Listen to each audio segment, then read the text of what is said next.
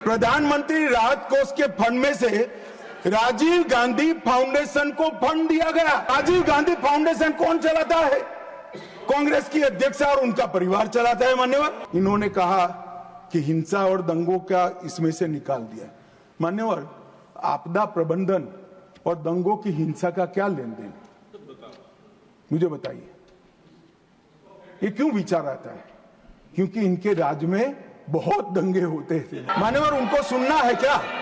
आप प्लीज मुझे संरक्षण दीजिए, उनको बिठाइए। Honorable members, please take your seat. This is not our culture.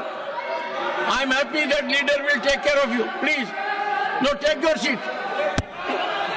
Take your seat. Okay. Take your seat. Bengal में सरकार बदली, पार्टी बदली, मगर वॉकआउट करने की परंपरा नहीं बदली। कम्युनिस्ट भी करते थे, ये भी करते हैं। मान्यवर, ये फंड का उपयोग क्या हुआ?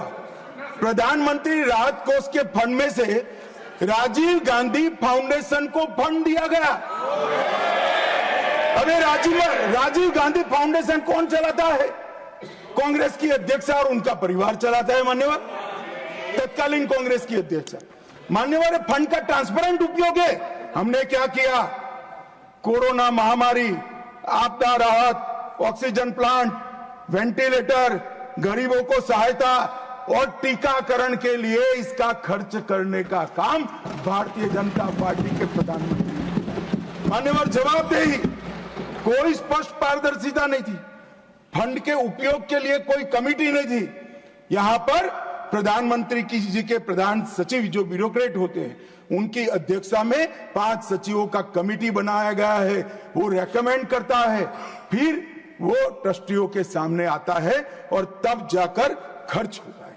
कोई सिस्टम नहीं था, अपने घर से ऑर्डर कर देते थे।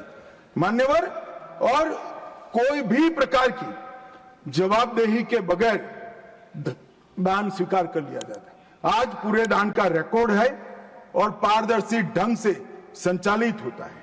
मान्यवर, हमने राहत कार्य के साथ साथ कई प्रकार के इनोवेटिव सहायता भी की है और राजनीतिक हस्तक्षेप इसमें कोई नहीं है। सभी जनता के चुने हुए नुमाइंदे और सरकार के 5 प्रमुख पद पर बैठे हुए मंत्री ही इसके अंदर काम करते हैं। पार्टी का कोई नहीं। अब देश की जनता तय करे कि पारदर्शिता कहां है। आप पारदर्शिता के मामले में तो बोलिए ही मत। जीप कांड से लेकर बोफोर्स तक इतनी पारदर्शिता आपने बताई है, 2G तक, कि पूरा देश थक गया है। देखते थे 12 लाख करोड़ के घपले घोटाले भ्रष्टाचार किए और तब जाकर वहां जाकर बैठे हो। मान्यवर,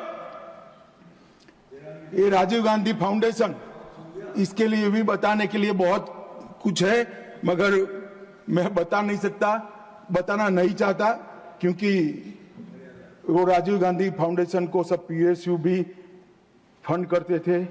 कई कन्वर्जन करने वाले संगठन भी करते थे।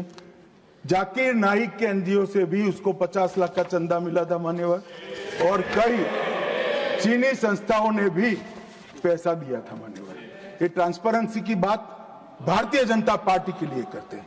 मान्यवर, कोई अधिकार नहीं है इस बात करने का। मान्यवर, नीरज दागी जी ने कोविड विफल प्रबंधन का मुद्दा उठाया। इसके बाद उन्होंने क्या, DM अधिनियम में कोई विशिष्ट आपदा सूचीबद्ध नहीं है। आपदा सूचीबद्ध करने का अधिकार राज्यों के पास है। अपने राज्यों के आपदा के प्रकार के अनुसार वो उसको सूचीबद्ध कर सकते हैं। और इन्होंने कहा कि हिंसा और दंगों का इसमें से निकाल दिया। मान्यवर, आपदा प्रबंधन और दंगों की हिंसा का क्या लेन देन, मुझे बताइए। ये क्यों विचार आता है? क्योंकि इनके राज्य में बहुत दंगे होते थे। आपदा प्रबंधन और दंगों का क्या लेन देन, कैसे कर सकते हैं? उचित ही किया है कि हमने नहीं किया है। एक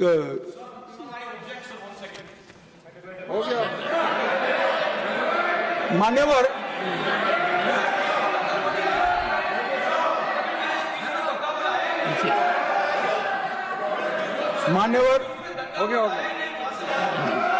रीता बनर्जी AITC के, उन्होंने कहा कि हमें फंड कम दिया गया है यूपीए सरकार जिसमें ममता जी थी, इससे 367% ज्यादा फंड भारतीय जनता पार्टी की सरकार ने।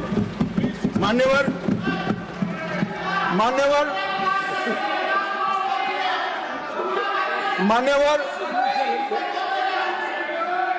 अब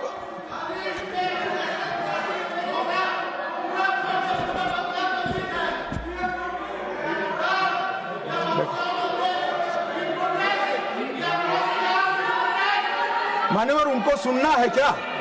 आप प्लीज मुझे संरक्षण दीजिए, उनको बिठाइए। Honorable members, please take your seat. This is not our culture. I am happy that leader will take care of you. Please, no, take your seat. Take your seat. Okay. Take your seat. I do not appreciate disturbance in the house.